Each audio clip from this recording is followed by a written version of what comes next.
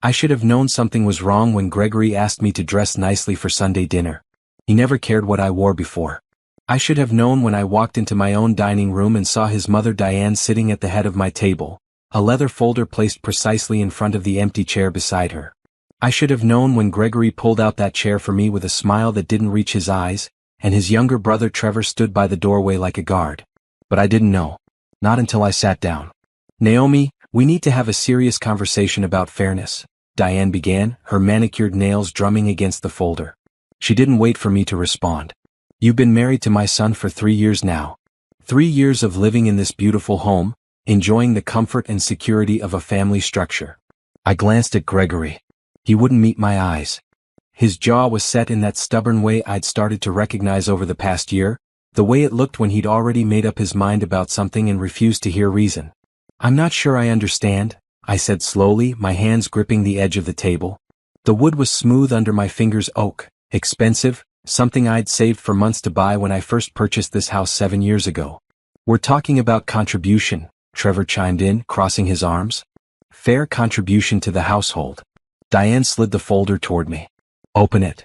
My hands trembled as I lifted the cover. Inside were documents, official-looking papers with legal headers, highlighted sections, sticky notes with calculations written in Gregory's handwriting. The words blurred together at first. Pension, marital assets, equitable distribution, transfer of funds. "What is this?" I whispered. "It's simple, really," Gregory finally spoke, his voice matter-of-fact, like he was explaining a minor household repair. "You have a substantial pension from your job. We've been married for 3 years, which means I'm entitled to half of what you've earned during our marriage. But we're being generous. We're only asking for half of the total pension, not just the marital portion." The room spun. I looked down at the papers again. There were bank account numbers, my bank account numbers. There were calculations of my pension value. There was a place for my signature at the bottom with a line that read, "I, Naomi Fletcher, hereby agree to transfer." "You want half my pension?" I said, my voice barely audible. "It's only fair," Diane said, leaning back in her chair like a queen on a throne. "You live in this house. You live under this roof. Gregory has provided you with stability, with family, with his presence and support. That has value, Naomi. Financial value. This is my house," I said, the words coming out stronger now. "I bought this house. My name is on the deed. Mine alone." "A technicality," Trevor said, waving his hand dismissively. "You're married. What's yours is his. That's how marriage works." "That's not how any of this works." I stood up abruptly, the chair scraping against the hardwood floor. I'd refinished myself 2 years before Gregory and I even met. This house was mine before we got married. The pension is mine. I earned it.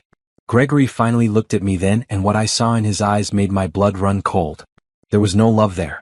No warmth. Just cold calculation and something else, entitlement. "Naomi, sit down," he said quietly. "Let's be rational about this." "Rational?" I laughed, but there was no humor in it. "You ambush me in my own home, present me with papers demanding half my life savings, and you want me to be rational?" "We're not demanding," Diane said, her voice taking on a sharp edge. "We're asking.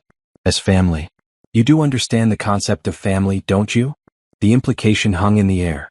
I had no family of my own. My parents had passed years ago, and I was an only child. They knew this. They'd always known this. Was that part of the plan too?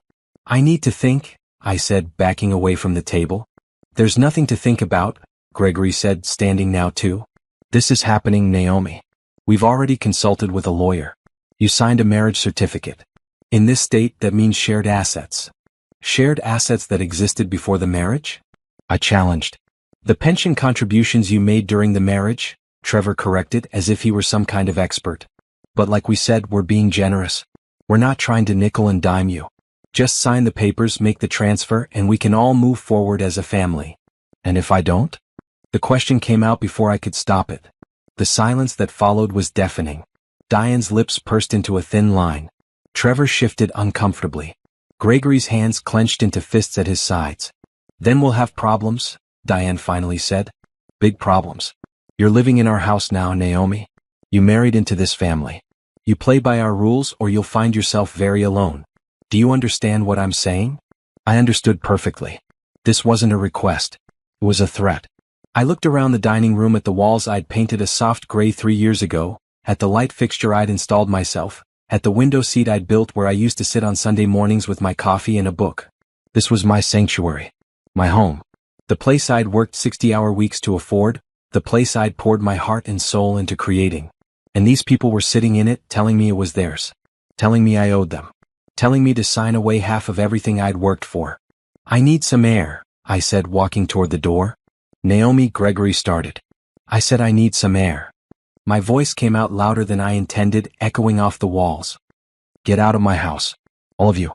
Now." "We're not going anywhere until this is settled," Diane said calmly. "Then I'm leaving." I grabbed my purse from the hook by the door and my car keys from the bowl on the side table. As I reached for the doorknob, Gregory's hand shot out and grabbed my wrist. Not hard enough to hurt, but firm enough to stop me. "Don't make this difficult," he said softly, his face inches from mine. "Just sign the papers. It's the right thing to do." I looked down at his hand on my wrist, then back up at his face. This man I'd married. This man I'd loved. This stranger. "Let go of me," I said, my voice steady despite the fear coursing through my veins. He held on for another moment, his eyes searching mine for something: compliance, maybe, or fear. When he found neither, he released me. I walked out of my house and didn't look back. I drove for 20 minutes before pulling into the parking lot of a coffee shop I used to frequent before I got married. My hands were still shaking as I ordered a black coffee and found a seat in the corner, away from the windows. The documents were still in my purse. I grabbed them without thinking on my way out. Now I pulled them out and spread them across the small table, reading through each page carefully. They'd done their homework. I had to give them that much. The calculations were precise. They'd listed every contribution to my pension over the past 3 years, multiplied it by some formula I didn't understand, and arrived at a number that made my stomach turn. $247,000. $250,000. That's what they thought they were entitled to. I pulled out my phone and opened my photos, scrolling back through the years until I found what I was looking for. Pictures of the house the day I'd closed on it. 8 years ago now. I was 32 then, fresh off a promotion to senior engineer at Crawford Municipal Engineering. The house had been a mess. The previous owners had let it fall into disrepair: cracked windows, peeling paint, a yard that looked like a jungle. But I'd seen the potential. The solid bones. The beautiful original hardwood floors hiding under stained carpet. The built-in bookshelves that just needed refinishing. The spacious kitchen with good light. I'd spent every weekend for 2 years fixing it up. I'd learned how to tile a bathroom, how to replace electrical outlets, how to patch drywall. My co-workers at the firm had helped sometimes, bringing beer and pizza while we painted walls and installed ceiling fans. This was before Gregory.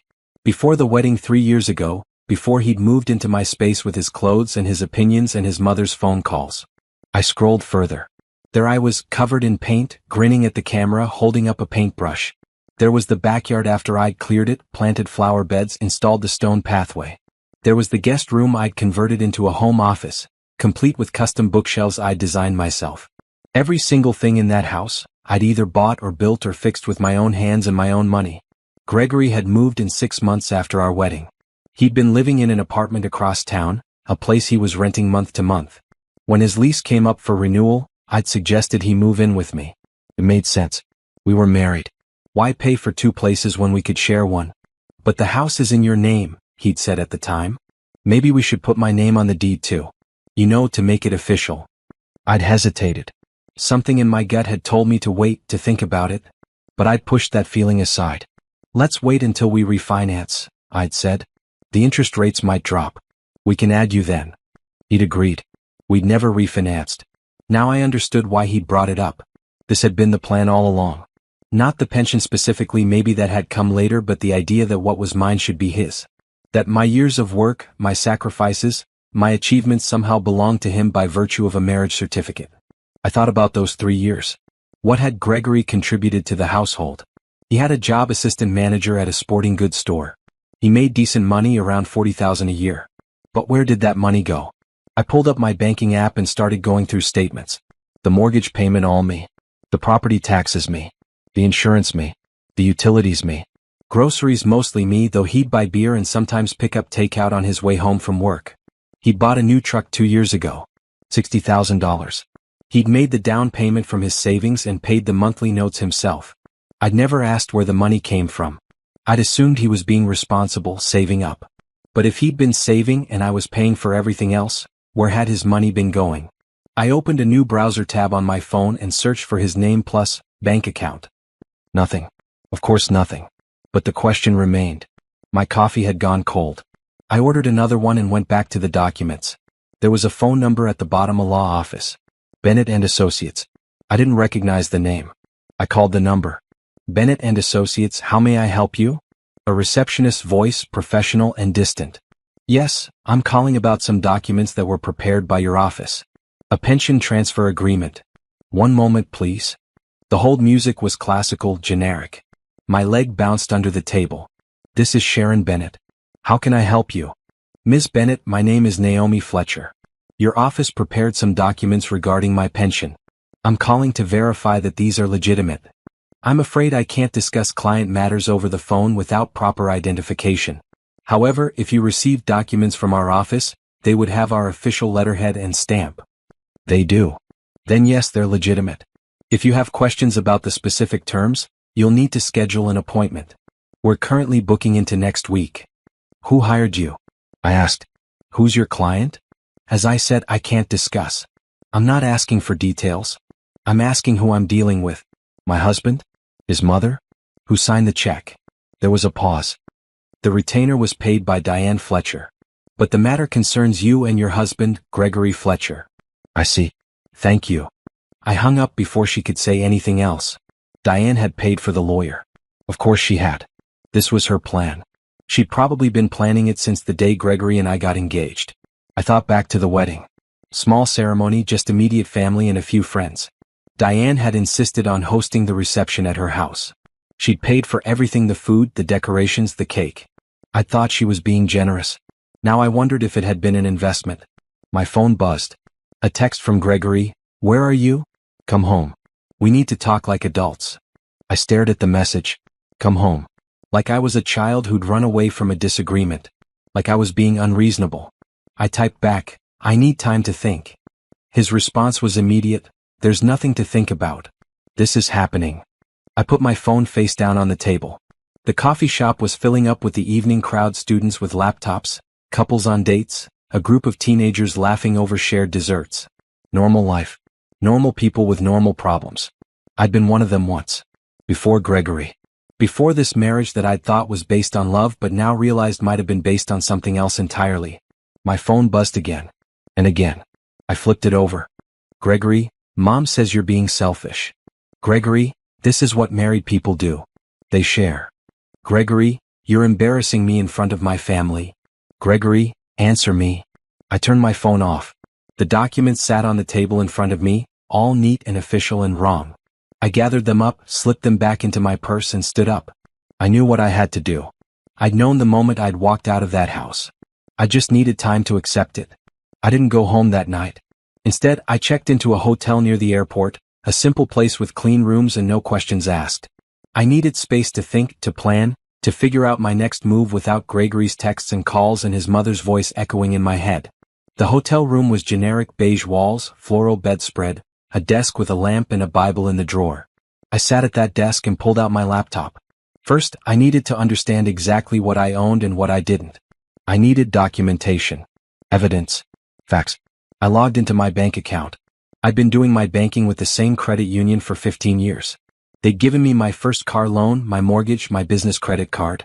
I trusted them.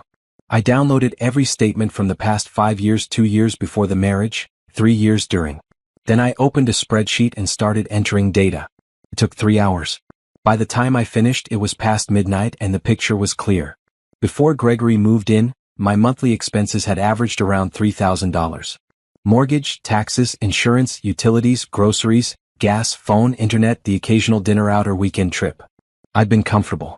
My salary as a senior civil engineer was $95,000 a year, plus benefits and pension contributions. I'd been saving about $20,000 annually. After Gregory moved in, my expenses had jumped to $4,500 a month. The mortgage and taxes were the same, but everything else had increased. Higher utility bills because he kept the air conditioning at 65 degrees all summer. More expensive groceries because he ate twice what I did. His truck insurance because he'd asked me to add it to my policy for a better rate and promised to pay me back each month, something I realized now had stopped after the first 6 months. I pulled up my email and searched for his name. There they were, Venmo requests I'd sent him. $50 for the electric bill. $120 for his share of the grocery run. $90 for his truck insurance. He'd paid maybe half of them. The rest had gone ignored. Over 3 years, I'd subsidized his life to the tune of at least $30,000. Maybe more. And now he wanted half my pension. I opened another file, the deed to my house. I'd downloaded it years ago when I'd first bought the place, but I pulled up the county records website to verify. There it was, clear as day, sole owner Naomi Fletcher. No mention of Gregory anywhere. I checked my pension account next. The city's retirement system had a good online portal. I logged in and looked at my contribution history. I'd been with the city for 12 years now. My pension was vested, guaranteed. The current cash value if I retired today was around $800,000. Gregory wanted half. But he hadn't contributed anything. Not to the house, not to the savings, not even to his share of the daily expenses. I needed legal advice. Real legal advice, not whatever Diane's lawyer was selling. I opened a new browser tab and searched for divorce attorney. The word felt strange even as I typed it. Divorce. Was that what this was coming to? Yes. The answer came immediately, clearly. Yes. But I needed to be smart about this. I needed someone good. Someone who understood property law and pension rights and wouldn't be intimidated by whatever tactics the Fletchers tried to use. I found a firm that specialized in complex divorce cases.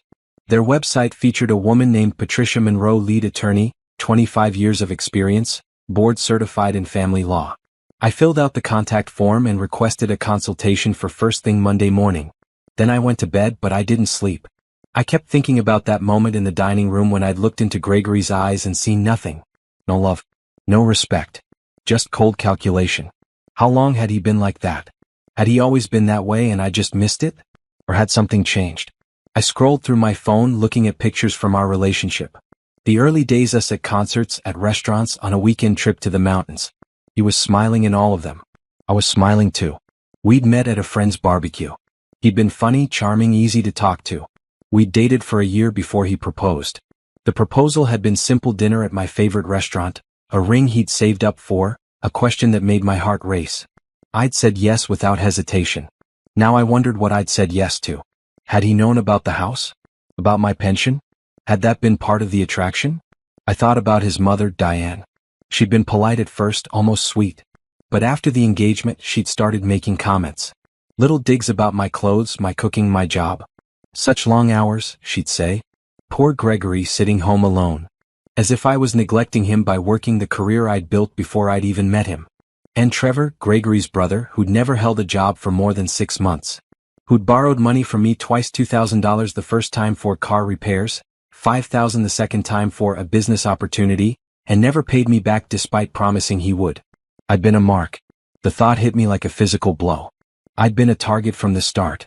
A woman with assets and no family to protect her. Perfect. My phone lit up on the nightstand. A text from Gregory sent hours ago that I was just seeing now because I turned my phone back on. I know you're upset. I get it. But Mom is right. This is about fairness. You have so much and I have so little. Is it so wrong to want to share? I read it 3 times. Each time I felt colder. He thought I had too much. He thought he deserved a piece of it. Not because he'd earned it, not because he'd contributed to it, but simply because he'd married me. I took screenshots of the text. I screenshot everything: his messages, his brother's messages asking to borrow money, the Venmo requests he'd ignored. I created a folder on my laptop labeled Evidence and started organizing it all. By the time the sun came up, I had a file 2 inches thick worth of documentation. Every bank statement showing my payments for our shared expenses. Every request for reimbursement he'd ignored. Every receipt I'd kept for house repairs, improvements, furniture. The original purchase documents for the house. My employment records showing my salary history and pension contributions. I also had a plan. Monday morning, I'd meet with the divorce attorney.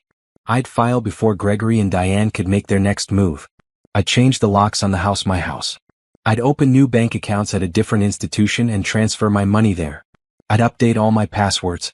I'd protect what was mine. But first, I needed to get back into my house safely. I needed my documents from the home safe: my birth certificate, my passport, my investment statements, the will I'd made when I bought the house. I needed clothes for work. I needed my laptop charger and my work files. I checked out of the hotel and drove home at 7 in the morning, hoping Gregory would already be at work. His store opened early on Sundays for the weekend shopping crowd. His truck wasn't in the driveway. I felt a wave of relief. I unlocked the front door and stepped inside. Everything looked normal. The dishes from last night's ambush were still on the dining room table. The leather folder with their demands sat exactly where Diane had left it. I went straight to my office and opened the safe. Everything was there. I pulled it all out and packed it into a canvas bag. Then I went to the bedroom and packed a suitcase, enough clothes for a week, my toiletries, my jewelry from the locked box in the closet. All of it mine, bought before the marriage. I was loading the suitcase into my car when I heard a vehicle pull into the driveway. Diane's silver luxury sedan. She got out slowly, deliberately, and stood at the end of the driveway with her arms crossed. "Running away again?" she called out. "Collecting my belongings," I said, closing the trunk. "Those are community property now." "No, they're not. I bought everything in this house before I married your son." She walked closer, her heels clicking on the concrete. "You think you're so smart. You think you can just refuse us and everything will be fine. But you don't understand how this works." "I understand perfectly." I met her eyes. "You want money you didn't earn from property you don't own. That's not complicated." Her face flushed red. "My son gave you 3 years of his life. He gave you companionship, stability, a family. That has value. If it had value to him, he wouldn't be demanding payment for it." "You're being very stupid, Naomi. Very stupid. We're trying to be reasonable." Reasonable would have been asking me if I wanted to help Gregory financially. Reasonable would have been having a conversation, not an ambush. Reasonable would have been treating me like a partner, not a bank account. I got into my car. "If you drive away," Diane said, her voice rising, "if you don't come back inside right now and sign those papers, you'll regret it. We'll make sure you regret it." I started the engine. "Have a nice day, Diane." I backed out of the driveway and left her standing there, her face twisted with rage. In my rearview mirror, I saw her pull out her phone. Calling Gregory probably. Or Trevor. Or her lawyer. I didn't care. Let them plan. Let them scheme. I had plans of my own now. Patricia Monroe's office was in a converted historic building downtown, the kind with high ceilings and crown molding and windows that actually opened. The waiting room had comfortable chairs and fresh flowers on the reception desk. The receptionist offered me coffee, which I accepted gratefully. I'd barely slept since Sunday. It was now Monday afternoon. I'd taken a personal day from work and I was running on caffeine and adrenaline. "Miss Fletcher?" A woman appeared in the doorway. Tall, maybe 55, with silver hair cut in a sharp bob and glasses that made her look both intelligent and approachable. "I'm Patricia Monroe. Come on back." Her office was lined with law books and had a large desk positioned in front of windows overlooking the city. She gestured for me to sit in one of 2 leather chairs facing the desk. "Thank you for seeing me on short notice," I said. "Of course. Your intake form mentioned some urgency regarding property and pension concerns." She pulled out a legal pad and a pen. "Why don't you start from the beginning?" I told her everything. The Sunday dinner ambush. The documents demanding half my pension. The house I'd owned for 8 years before marrying Gregory. The 3 years of marriage where I'd paid for everything. His mother's threats. The lawyer she'd already hired. Patricia took notes the entire time, her expression neutral but focused. When I finished, she set down her pen. "First, let me be very clear about something," she said. "What your husband and his family attempted is called financial coercion, and it's taken very seriously by the courts. The fact that they ambushed you with legal documents demanding you sign over assets is actually a good thing for your case." "How is that good?" I asked. "Because it shows intent. It shows this wasn't a conversation about marital finances. It was an attempt to intimidate you into giving up property and assets you're not legally required to share." She flipped through the papers I'd brought. "Your house was purchased 8 years ago, 5 years before the marriage?" "Yes." "And the deed is in your name only?" "Yes." "Any refinancing since the marriage where he could claim he contributed?" "No." "Same mortgage, same terms." She made a note. "Good. In this state, property owned before marriage remains separate property unless it's been commingled or retitled. Since your home is in your name only and was purchased with your funds before the marriage, it's yours. He has no claim to it." I felt something loosen in my chest. "And the pension?" "More complicated but still in your favor. Pension contributions made during the marriage are considered marital property, but only the portion earned during the marriage. If you've been contributing for 12 years and you've been married for 3, he'd only have a potential claim to the 3 years of contributions during the marriage, and even that would be divided equitably, not equally. What's the difference? Equitable means fair, based on circumstances. The court looks at what each party contributed to the marriage financially, domestically, emotionally. If you paid all the bills, maintained the home, and funded the lifestyle while he contributed minimally, the court isn't going to award him 50% of anything. Their lawyer told them he was entitled to half my total pension. Patricia's eyebrows raised. Their lawyer Sharon Bennett is either grossly incompetent or deliberately misleading them. Did you sign anything? No. I walked out. Smart. Very smart. She leaned forward. Here's what I recommend. We file for divorce immediately. Today if possible. We establish clearly that this is about protecting your separate property from fraudulent claims. We also file for a protective order if there's any indication of threats or intimidation. His mother said I'd regret it if I didn't sign. That's a threat. Document everything: texts, calls, in-person conversations. Record them if it's legal in your state to do so with single-party consent, which it is here. She pulled up a form on her computer. We'll also file an emergency motion to prevent him from accessing any of your accounts or attempting to claim the property. Do you have joint bank accounts? No. I opened my accounts years before we met. Good. Change your passwords anyway. All of them: bank, email, pension account, everything. Set up two-factor authentication. Make sure he can't access anything. I already did that. Excellent. You're thinking like a lawyer already. She smiled, but it faded quickly. Now the hard part. You need to secure the house. Is he still living there? I don't know. I left yesterday and stayed at a hotel. I went back this morning to get my documents, but he wasn't there. His mother showed up. What did she say? Threatened me. Said I'd regret not signing. Patricia made another note. We're adding all of this to the filing. Harassment, intimidation, attempted financial exploitation. She looked up at me. Naomi, I'm going to be straight with you. This is going to get ugly. People like this, people who think they're entitled to your money, don't back down easily. They'll fight. They'll spread lies. They'll try to paint you as the villain. Can you handle that? I thought about Sunday night. About Gregory's cold eyes. About Diane's threat. About 3 years of paying for everything while they saved their money and plotted. Yes, I said. I can handle it. Good. Then let's get started. We spent the next 2 hours going through every detail of my marriage, my finances, my property. Patricia had me sign form after form: divorce petition, motion for protective order, affidavit of separate property, financial disclosure statements. The filing fee is $425, she said. My retainer is $5,000, which will cover the initial work. If this goes to trial, we'll need to discuss additional fees. Will it go to trial? Probably not. Once Gregory and his mother see the evidence, you have the deed, the payment history, the messages, they'll realize they don't have a case. Bennett will tell them the same thing. But they might push anyway out of spite. Some people would rather spend money on lawyers than accept the truth. I wrote the check. $5,000. It was a lot of money, but it was nothing compared to what they wanted to take. When will he be served? I asked. We can have the sheriff serve him tomorrow at his workplace. Is that acceptable? I thought about Gregory standing at the counter of his sporting goods store, being handed divorce papers by a uniformed officer. Part of me felt guilty. The larger part felt satisfied. Yes, I said. Good. And Naomi? Patricia stood and extended her hand. You're doing the right thing. Don't let anyone tell you otherwise. I shook her hand and left the office feeling lighter than I had in days. On the drive back to my hotel, my phone rang. Gregory. I let it go to voicemail. A minute later, there was a text. We need to talk. This is getting ridiculous. I screenshot the message and added it to my evidence folder.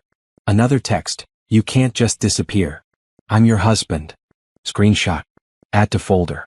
Another. Mom's lawyer says if you don't sign, we'll take you to court and you'll lose everything. That one made me laugh out loud. Take me to court with what case? Based on what evidence? Patricia had been clear they had nothing. I texted back one last time. Contact me only through my attorney.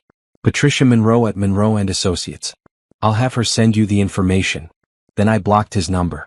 I blocked Diane's number. I blocked Trevor's number. I blocked anyone connected to the Fletcher family. For the first time in 3 days, I felt like I could breathe. Tuesday morning, I called a locksmith.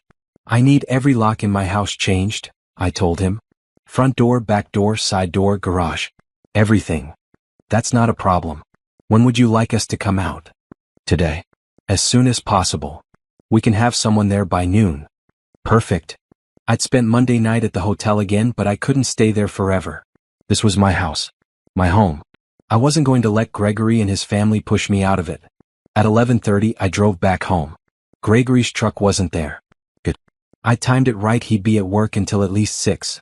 The locksmith arrived at 12 sharp, a middle-aged man named Frank with a toolbox and a professional demeanor. I showed him every door, every lock. You want me to rekey them or replace them entirely? He asked. Replace them. I want completely new locks. That'll cost more. I don't care. He got to work. While he changed the locks, I started packing Gregory's belongings. I wasn't cruel about it. I folded his clothes neatly, packed his toiletries carefully, boxed up his books and his gaming console and his collection of baseball caps. Everything that was clearly his, I packed into boxes and plastic bins. It took 3 hours. By the time I finished, there were 27 boxes and bins stacked in the garage. Frank finished the last lock, the garage door, and handed me a set of new keys. All done. 5 new locks, all different keys from what you had before. Thank you. Do you want the old locks? No. Dispose of them however you normally do. He packed up his tools and gave me the receipt. $750. Worth every penny. After he left, I called a storage facility and rented a unit. Then I called a moving company and arranged for them to pick up Gregory's boxes the next morning and deliver them to the storage unit. I texted him the code and address after everything was moved. While I waited, I walked through the house room by room. Without Gregory's things, it looked different. Cleaner. More spacious. More like mine. In the bedroom, I stripped the bed and put on fresh sheets, ones I'd bought years ago and never used because Gregory said they were too fancy. I hung up pictures that had been in storage, photographs from my travels and my friends and my life before him. In the living room, I rearranged the furniture, putting it back the way I'd had it before he moved in. I took down his sports posters and put up the art I'd collected over the years. I was cleaning the kitchen when I heard a vehicle in the driveway. Gregory's truck. My heart started racing, but I forced myself to stay calm. This was my house. He had no right to be here. I heard his key in the lock. The scraping sound as it didn't work. Then again. Then his fist pounding on the door. Naomi. Open this door. I walked to the door but didn't open it. You don't live here anymore, Gregory? What are you talking about? This is my house too. No, it's not. It never was. Your belongings are being moved to a storage unit tomorrow. I'll send you the address. More pounding. You can't do this. You can't just lock me out. I can, and I did. You'll be served with divorce papers at work tomorrow. After that, any communication goes through our lawyers. Divorce? His voice went up an octave. You're divorcing me over a simple financial discussion? It wasn't a discussion. It was an ambush and a threat. Naomi, please. His tone changed, becoming softer, pleading. Baby, come on. Let me in. We can talk about this. I'm sorry if we came on too strong. We can work this out. No, we can't. Don't do this. Don't throw away 3 years over a misunderstanding. It wasn't a misunderstanding. You wanted half my pension. You and your mother threatened me. You've been using me financially for 3 years. I have all the documentation, Gregory. All of it. Silence. Then, I never used you. Yes, you did. I have every Venmo request you ignored. Every bill I paid that you should have split. Every dollar you borrowed and never paid back. It's over. You're being crazy. You know that? You're being a crazy. I walked away from the door. I didn't need to hear the rest. He pounded and yelled for another 10 minutes. Then I heard him on his phone, his voice muffled through the door. Calling his mother, probably. Eventually he left. I heard the truck start, the sound of gravel under his tires as he backed out too fast. I sat down on my couch in my house with my new locks and cried. Not for him. Not for the marriage. But for the time I'd wasted. For the trust I'd given. For the version of him I'd thought existed but maybe never had. When I was done crying, I made dinner. Just for me. Something I liked that Gregory had always complained about. I ate at my dining room table and looked out at the backyard I'd landscaped myself. This was my life. Mine. And I was taking it back. My phone buzzed. A text from an unknown number. This is Diane. What you're doing is cruel and vindictive. Gregory is devastated. You should be ashamed. I blocked the number without responding. Another text from another unknown number. I hope you're happy ruining my brother's life. You're pathetic. Trevor. I blocked him too. The texts kept coming from different numbers. I blocked them all. After the 7th one, I turned my phone off entirely. Tomorrow, Gregory would be served at work. Tomorrow this would become official. Tomorrow there would be no going back. I slept in my own bed that night in my own house, with my new locks and my peace of mind. And I slept better than I had in months. The text started at 6 in the morning. Unknown number, you're making a huge mistake. Unknown number, Gregory is willing to forgive you if you stop this now. Unknown number, think about what you're throwing away. I turned my phone back on to check the time, and they flooded in one after another. Diane had clearly recruited friends and family to harass me with messages. I blocked each number and made a note to talk to Patricia about getting a restraining order. At 9:15, Patricia called. He's been served.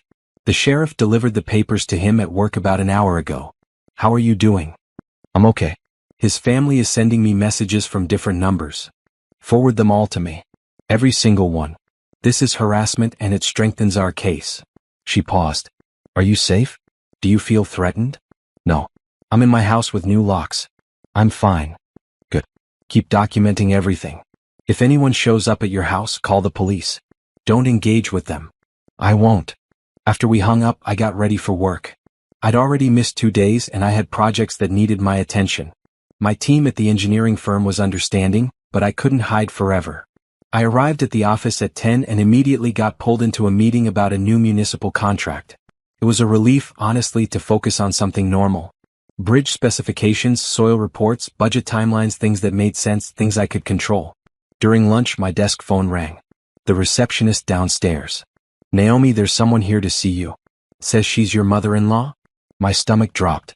Tell her I'm not available. She's being persistent. Should I call security? Yes, please. 5 minutes later, my cell phone rang. Unknown number. I didn't answer. Then my work email dinged a message from an address I didn't recognize with the subject line, "You can't ignore this." I deleted it without opening it. My coworker Janet knocked on my office door. Hey, you okay? There's some woman downstairs causing a scene. Says she's your family? She's not. Well, technically she's my mother-in-law, but I'm divorcing her son. Janet raised her eyebrows. Messy divorce. Very. Want me to stay nearby? In case you need backup? I smiled. Thanks, but security's handling it. I appreciate it though. She left and I tried to focus on my work. But 15 minutes later, my boss called me into his office. Naomi, what's going on? Thomas was a good man, fair, someone I'd worked with for over a decade. I just got a call from our front desk saying your mother-in-law is threatening to call the police if we don't let her see you. I'm going through a divorce, I said. She's upset about it. I'm sorry she came here. I didn't think she would. Do you need to take some time off? We can arrange. No. I need to work. Work is good. I just need her to leave me alone. Security's escorting her out now. I've told the front desk not to let her back in the building. If she shows up again, we'll call the police. Thank you. I'm really sorry about this. Don't be. Just take care of yourself. He hesitated. If you need anything, time off, a flexible schedule, whatever, let me know. I went back to my office and tried to concentrate on soil density reports, but my mind kept drifting. How far would they go? What else would they try? At 5 o'clock my phone rang. Patricia. We have a hearing scheduled for next week, she said. Preliminary hearing to address the emergency motion. The judge will decide on the protective order and temporary property arrangements. That fast. I told you this would move quickly. Are you prepared to testify? Yes. Good. Gregory's attorney filed a response today. They're claiming he has a right to half the marital assets, including the house. The house I owned before we got married? Yes. Their argument is that since he lived there and contributed to the household, he has an equitable interest. It's nonsense, but they're making the claim. What happens if they win? They won't. The evidence is too clear. But be prepared for them to fight dirty. They'll attack your character, your motives, your finances. They'll try to paint you as selfish and vindictive. I'm not afraid of that. I know. That's why you're going to win. After the call, I drove home, checking my rearview mirror constantly to make sure no one was following me. The driveway was empty. The house was quiet. I went inside, locked all the new locks behind me, and made dinner. At 8 o'clock, the doorbell rang. I looked through the peephole. Trevor, Gregory's brother. I know you're in there, Naomi, he yelled. Open up.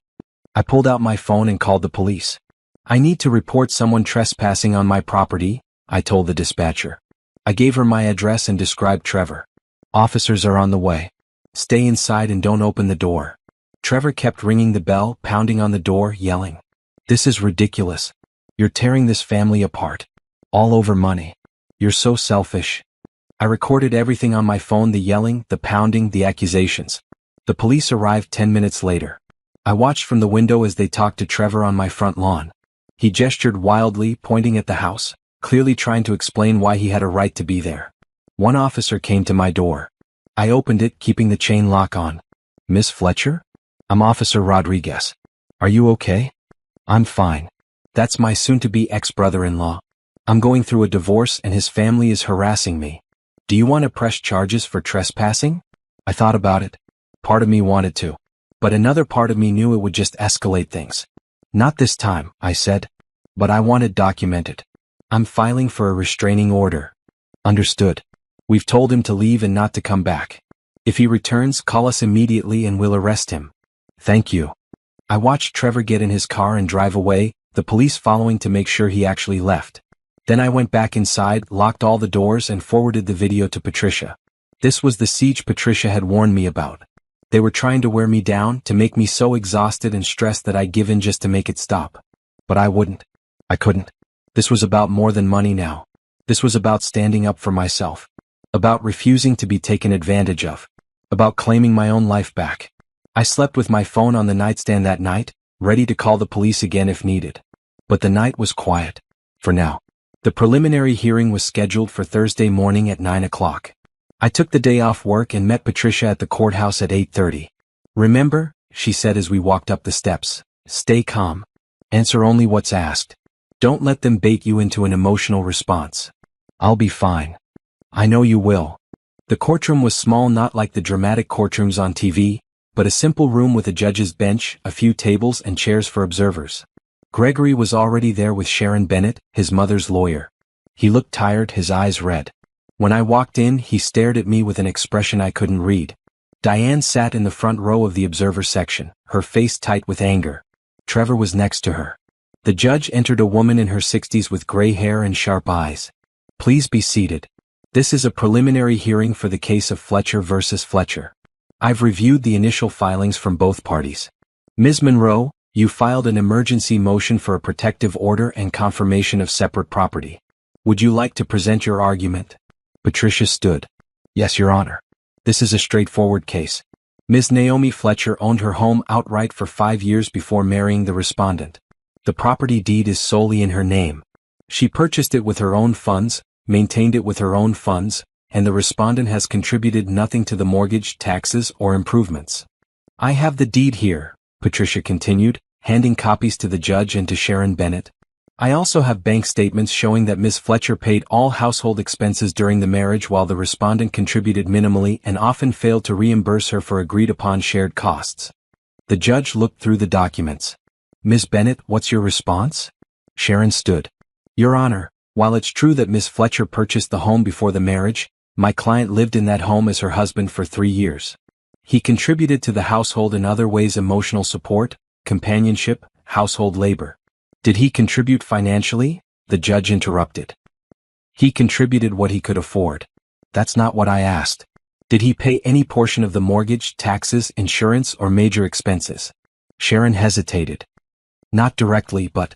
Yes or no, counselor? No, Your Honor. The judge made a note. What about the pension claim?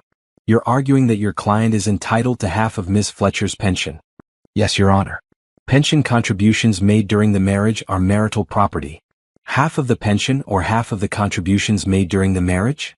Another hesitation. We believe he's entitled to half the entire pension. On what legal basis?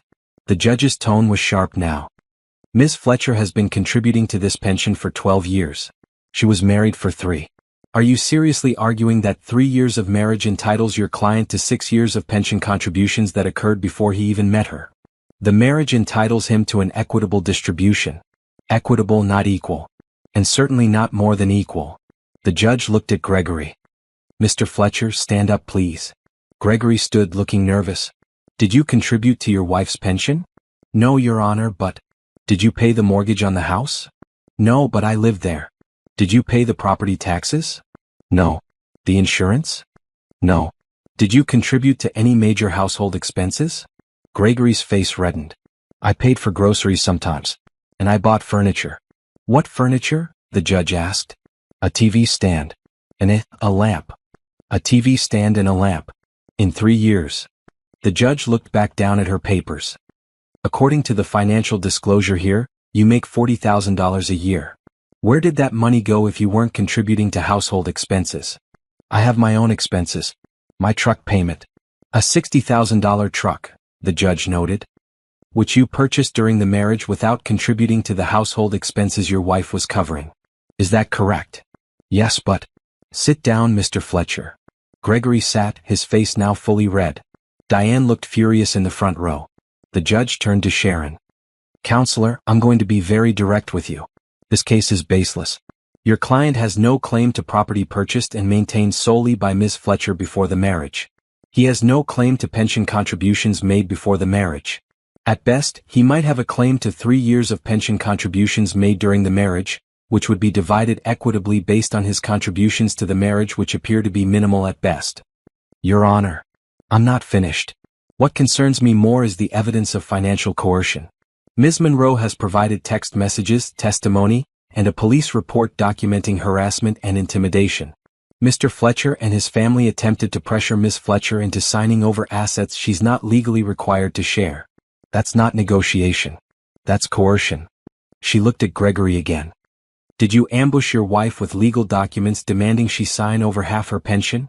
Gregory looked at his lawyer. Sharon nodded. Yes, he admitted quietly. Did your mother hire the attorney who prepared those documents? Yes. Did you or your family members threaten Ms. Fletcher when she refused to sign? We didn't threaten. Your mother told her she would regret it. Your brother showed up at her house and refused to leave until police were called. You've sent numerous messages from different phone numbers after she blocked you. That's harassment, Mr. Fletcher. I just wanted to talk to her. You wanted to intimidate her into giving you money? There's a difference. The judge closed the file. Here's my ruling. Ms. Fletcher's home is confirmed as her separate property.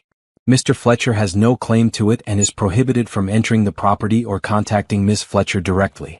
All communication must go through attorneys. Regarding the pension, we'll schedule a hearing to determine the marital portion of the pension contributions and how they should be divided. However, Mr. Fletcher should understand that his claim is limited to contributions made during the marriage, and the division will be based on his actual contributions to the household. Finally, I'm granting a temporary restraining order. Mr. Fletcher, his mother Diane Fletcher, and his brother Trevor Fletcher are prohibited from contacting Ms. Fletcher directly, from coming within 500 feet of her home or workplace, and from making any further demands regarding property or assets. Violation of this order will result in arrest. Sharon stood. Your Honor, we'd like to save it for the next hearing. This preliminary matter is resolved. The divorce will proceed. Next case. The judge stood and we all stood with her. Then she left and it was over. I felt Patricia's hand on my shoulder. That went well. That went better than well, I said, relief flooding through me. She saw right through them. Across the courtroom, Sharon was talking to Gregory in hushed, angry tones. Diane was standing now, glaring at me with pure hatred. Let's go, Patricia said. Don't engage with them.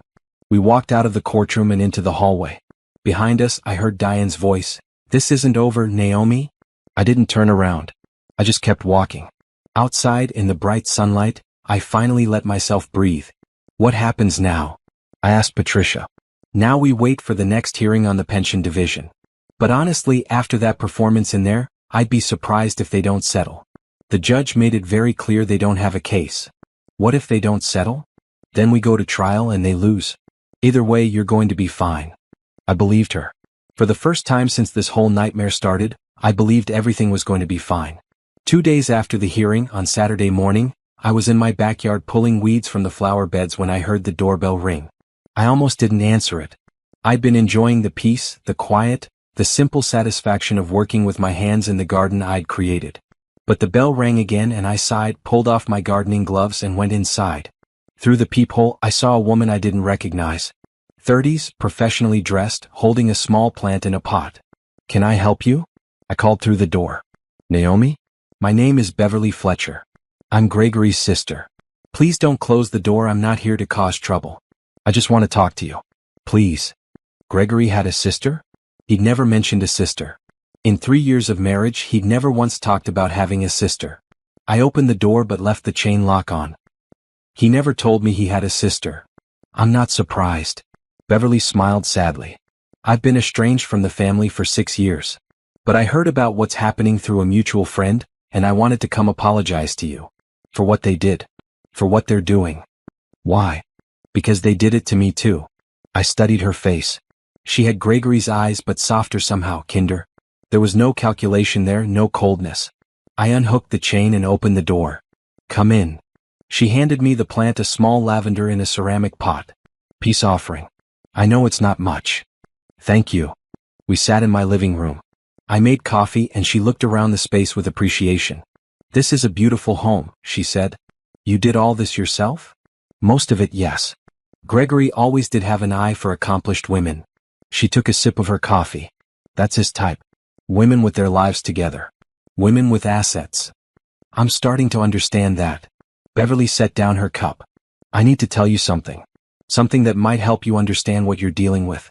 6 years ago, I was married to a man named Christopher. Good man, successful architect. We bought a house together in my name because my credit was better. Chris contributed to payments, but the deed was mine. My mother Diane convinced Gregory and Trevor that Chris was using me. That I needed to protect myself. She talked me into asking Chris for half the value of the house as insurance. Even though we weren't getting divorced or anything. She said it was just smart financial planning. What happened? I asked. Chris left me. He said if I trusted my mother more than I trusted him, then we didn't have a marriage. He was right. I lost him because I listened to her. And you want to know the worst part? After Chris left, my mother sat me down and explained her real plan. Beverly's eyes filled with tears. She wanted me to marry Chris for his connections in the architecture community. She thought it would help Trevor get a job, help Gregory get contracts. When Chris refused to play along with her networking schemes, she wanted me to extract money from him as compensation for wasting my time. Those were her actual words. I felt sick. She planned it? She plans everything. Gregory and Trevor, they're not bad people on their own. They're weak people who listen to a manipulative woman. She raised them to believe that marriage is a transaction, that women with money owe them something, that taking advantage of a spouse is just smart business. I cut them all off after Chris left. I moved across the country, changed my number, started over. I built a good life. I'm remarried now to a wonderful man, and we have a prenup because I learned my lesson. She smiled sadly. When I heard what they did to you, the ambush, the pension demand, I knew it was my mother's plan. Same playbook. Different target. Why are you telling me this? I asked. Because you need to know what you're fighting. It's not just Gregory. It's her. She's been doing this for years. My father was a successful contractor. When he died, she got everything, his business, his savings, his life insurance. Then she moved on to training her sons to do the same thing. She trained them to marry for money? She trained them to see marriage as an opportunity. Gregory's first girlfriend in college was a trust fund kid. He dated her for 2 years. My mother was already planning how they'd get access to her family's money. The girlfriend figured it out and dumped him. Beverly leaned forward. You're not the first, Naomi. You're just the first one who fought back. I didn't know what to say. The coffee had gone cold in my cup. I'm telling you this, Beverly continued, because I want you to know that you're doing the right thing. Don't feel guilty. Don't let them make you think you're being selfish or cruel. You're protecting yourself from people who see you as a resource, not a person. Thank you, I said quietly. I needed to hear that. There's something else. She pulled a folder from her bag. I kept records. Emails from my mother outlining her financial strategies. Text messages between her and my brothers about targeting women with assets. I've already sent copies to your lawyer Patricia Monroe, right? But I wanted to give you a set too. I took the folder and opened it. Inside were printed emails, screenshots of text messages, even handwritten notes. It was all there, Diane's calculations, her advice to her sons, her plans. One email, sent to Gregory 4 years ago, made my stomach turn. The engineer seems promising. Homeowner, good pension, no family to interfere. Be charming but don't commit until you see the financial statements. She vetted me, I whispered. She vets everyone. I'm so sorry, Naomi. I'm sorry my family did this to you. It's not your fault. No, but I should have warned someone. I should have spoken up years ago. Instead, I just disappeared and tried to forget they existed. She stood. I need to go. My husband is waiting in the car. He didn't want me to come alone. But if you need anything, if you need someone to testify about the pattern of behavior, call me. She handed me a card with her phone number and email. Thank you, Beverly. Thank you for fighting back. Maybe this time, my mother will finally face consequences for what she does. I walked her to the door and watched her get into a car where a man sat in the driver's seat, clearly worried about her. She waved as they drove away. I went back inside, sat down with the folder and read through everything. By the time I finished, I wasn't hurt anymore. I wasn't sad. I was angry. This wasn't about a failed marriage. This was about a predator who raised her children to be predators too. And I was going to make sure everyone knew it. The divorce hearing was scheduled for 3 weeks after Beverly's visit. Patricia spent those weeks preparing our case, and with Beverly's evidence, it became much more than a simple divorce proceeding. We're not just fighting for your property rights anymore, Patricia explained. We're exposing a pattern of fraud and financial abuse. The judge needs to see this. The morning of the hearing, I dressed in a navy suit and white blouse. Professional, confident, strong. I met Patricia outside the courtroom. Beverly is here, she said, gesturing to where Beverly sat on a bench, her husband beside her. She's ready to testify if needed. Do you think we'll need her? I don't know. Depends on how aggressive Sharon Bennett decides to be. We entered the courtroom. Gregory sat at the defendant's table with Sharon. Diane was not in the courtroom. Patricia had filed a motion to exclude her since she wasn't a party to the divorce and had been named in the restraining order. The judge, the same one from the preliminary hearing, entered, and we all stood. This is the final hearing for Fletcher versus Fletcher, she began. We're here to resolve remaining issues regarding property division and pension distribution. Ms. Monroe, you've filed additional evidence since our last hearing? Yes, Your Honor. Patricia stood and approached the bench with a thick folder. We've received documentation from Beverly Fletcher, the respondent's sister, showing a pattern of financial manipulation orchestrated by the respondent's mother, Diane Fletcher. This evidence demonstrates that the initial pension demand was part of a larger scheme to extract money from Ms. Fletcher through coercion and fraud. Sharon shot to her feet. Objection. This is character assassination. Whatever issues Mr. Fletcher's mother may have are irrelevant to this divorce proceeding. Your Honor, Patricia countered, the mother hired and paid for the attorney who prepared the fraudulent pension transfer documents. She was present during the initial confrontation. She made direct threats to my client. Her involvement is central to this case. The judge looked through the folder. I'll allow it. Continue, Ms. Monroe. Patricia presented everything: Beverly's testimony, the emails, the text messages, the documented pattern. She called Beverly to the stand. Beverly testified clearly and calmly about her own experience, about the way Diane had manipulated her marriage, about the emails she'd seen where Diane discussed targeting women with assets.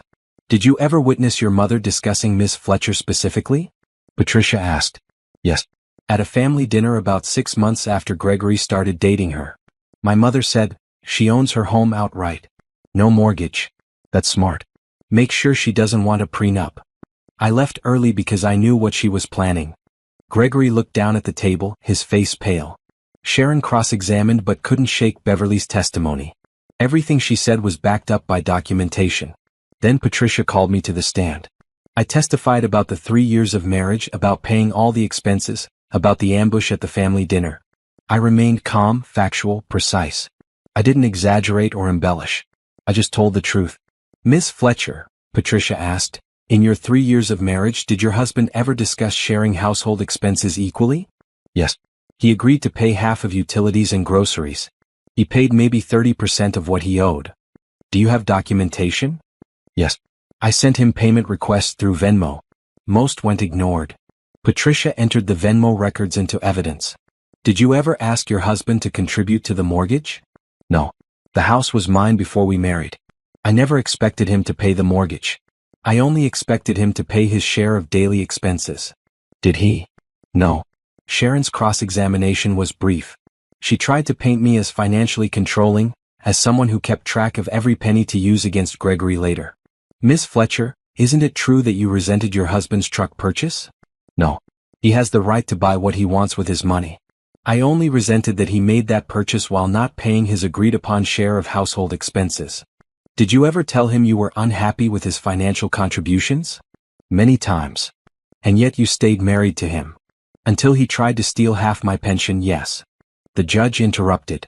Miss Bennett, is there a question? No, Your Honor. She sat down and I stepped off the stand. The judge took a short recess to review all the evidence. When she returned, her expression was serious. I've reviewed everything presented today, she said. This is one of the most troubling cases I've seen in my 20 years on the bench. What we have here is not a disagreement about marital assets. What we have is a calculated attempt to defraud Ms. Fletcher of property and assets she earned and owned independently. She looked at Gregory. Mr. Fletcher, I don't know if you were the architect of this scheme or just a willing participant, but either way your actions were reprehensible. You married a woman with assets and immediately began planning to extract money from her. You contributed minimally to the household while saving your own money. Then you and your family attempted to intimidate her into signing over hundreds of thousands of dollars. Here is my ruling. The house at 4217 Oakmont Drive is confirmed as the sole property of Naomi Fletcher. Mr. Fletcher has no claim to it whatsoever. Regarding the pension, Mr. Fletcher is entitled to exactly $0.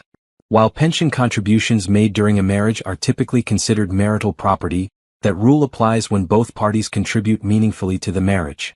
Mr. Fletcher's contributions were negligible at best and fraudulent at worst. Therefore, he receives nothing. The divorce is granted. Ms. Fletcher is awarded full ownership of all property, accounts, and assets in her name. Mr. Fletcher is ordered to pay $3,000 in court costs and attorney fees as a sanction for filing frivolous claims. Sharon started to speak, but the judge held up her hand. I'm not finished. I'm also ordering that copies of this case file, including all evidence of Ms. Diane Fletcher's involvement, be forwarded to the district attorney's office for review. Financial coercion and fraud are criminal matters, and they should be investigated. She banged her gavel. This case is closed. I sat there stunned. It was over. Really over.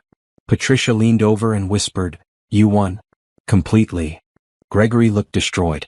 Sharon was already packing up her files, clearly wanting to get away from this disaster of a case as fast as possible. Beverly caught my eye from the observer section and smiled, giving me a thumbs up. We left the courtroom and I felt like I was floating. What happens now? I asked Patricia outside. Now you go live your life. The divorce is final in 30 days, but for all practical purposes it's done. The house is yours. The pension is yours. Everything is yours. What about the district attorney investigation? That's out of our hands. They'll review the evidence and decide if there's enough for criminal charges. My guess? Diane will get a visit from investigators at minimum. Whether it goes further, we'll see. I shook her hand. Thank you. For everything. You did this, Naomi. You stood up for yourself. You gathered evidence. You didn't back down. I just helped with the paperwork. I walked to my car, got in, and sat there for a moment. I'd won. I'd actually won. The house was mine. The pension was mine. My life was mine. And I was never giving it up again. 6 months later, on a perfect Saturday in early spring, I hosted a garden party. The backyard looked amazing. I'd spent weeks preparing, planting new flowers, repairing the stone pathway, setting up string lights and a long table with white linens. The garden I'd created years ago was in full bloom. 20 people came. Janet from work and her husband. Beverly and her husband Christopher. Yes, she'd reconciled with her ex-husband after he learned the truth about what Diane had done, and they'd remarried. 3 of my neighbors who'd supported me through the divorce. Friends from my engineering firm. Patricia Monroe, my attorney, who'd become a friend. And new friends, 2 people I'd met through a professional organization for women in engineering that I joined after the divorce. People who inspired me, who challenged me, who saw me as a person, not as an opportunity. We ate good food, drank wine, told stories, laughed. No one mentioned Gregory or Diane or the divorce unless I brought it up, and I mostly didn't. That was the past. This was the present. Your home is beautiful, one of the new friends said, a structural engineer named Candace who'd recently started her own consulting firm. How long have you been here? 8 years. I bought it when I was 32. By yourself. By myself. That's amazing. I'm trying to save up for a house now, but the market is crazy. It was crazy then too. But I made it work. Let me know if you want to talk strategy. I'm happy to share what I learned. We talked for an hour about mortgages and interest rates and down payment strategies. She took notes on her phone. By the end she was grinning. I can do this, she said. Thank you. You're welcome. Women need to help each other build wealth. That's how we stay independent. Beverly found me later in the kitchen helping refill drink pitchers. This is wonderful, she said, gesturing to the party outside. You look happy. I'm happy. For the first time in years, I feel like myself again. Have you heard anything about the investigation? I nodded. Diane was charged with conspiracy to commit fraud. She took a plea deal, probation, fines, community service. No jail time, but it's on her record now. And Gregory? Last I heard, he moved back in with her. Trevor too. They're all living in her house together. I poured lemonade into a pitcher. Patricia says he tried to date someone new, but the woman found out about the case through a mutual friend and ended it immediately. Beverly winced. I'd feel sorry for him if he hadn't done it to himself. He made his choices. He could have been honest with me. He could have been a real partner. Instead, he chose to scheme. Do you miss him at all? I thought about it. No. I miss who I thought he was.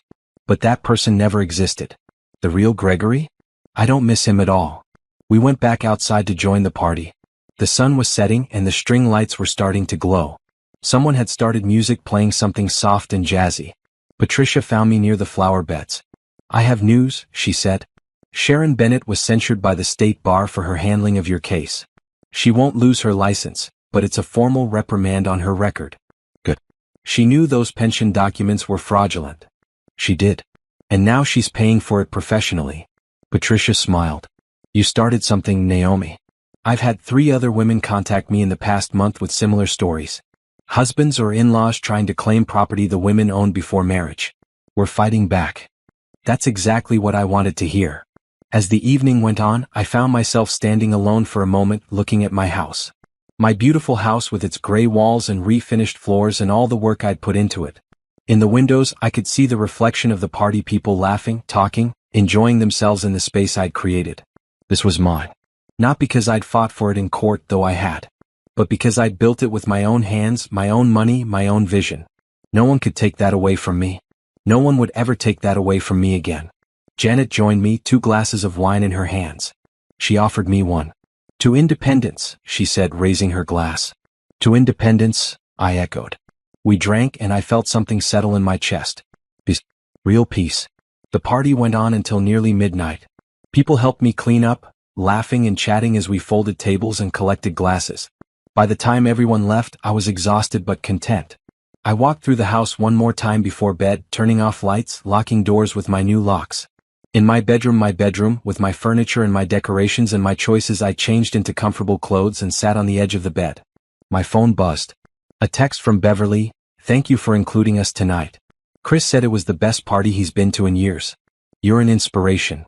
I smiled and texted back, "Thank you for having the courage to tell me the truth. You saved me." I set the phone down and looked around the room. Everything in here I'd chosen. Everything in this house I'd built or bought or repaired. This was my sanctuary, my achievement, my home, and it always would be. I thought about the woman I'd been 6 months ago, scared, angry, hurt, but determined. I thought about standing in that courtroom telling my truth. I thought about changing the locks, filing the papers, refusing to back down. I thought about all the women who'd come before me who hadn't been able to fight back, who'd lost their homes and their savings and their independence to people who saw them as resources instead of human beings. And I thought about the women who'd come after me, who would find the courage to stand up for themselves because they'd heard my story or Patricia's or Beverly's. This wasn't just about me anymore. It was about all of us. I'd started a small scholarship program through my professional organization, helping young women in engineering pay for their education and offering mentorship. I'd donated to legal aid programs that helped women through difficult divorces. I'd started speaking at events about financial independence and protecting your assets. My story had become bigger than just me. And that felt right. I turned off the light and lay down in my bed, in my house, in my life. Tomorrow I'd wake up and go for a run. Then I'd work on the kitchen renovation I'd been planning, new countertops, new backsplash, exactly what I wanted. Maybe I'd call Candace and see if she wanted to grab lunch and talk more about house hunting strategies. Tomorrow and all the days after that would be mine. To plan, to build, to live as I chose. I'd taken my life back. And I was never letting it go again. As I drifted off to sleep, I thought about the woman who'd sat in that dining room 6 months ago, shocked and hurt and cornered. I wanted to tell her, "You're stronger than you know. You're going to fight and you're going to win. And on the other side of this nightmare, you're going to find yourself again. The real you. The woman who built a home and a career and a life. The woman who refused to be used. The woman who stood up and said no when everyone expected her to say yes. You're going to be okay. Better than okay. You're going to be free.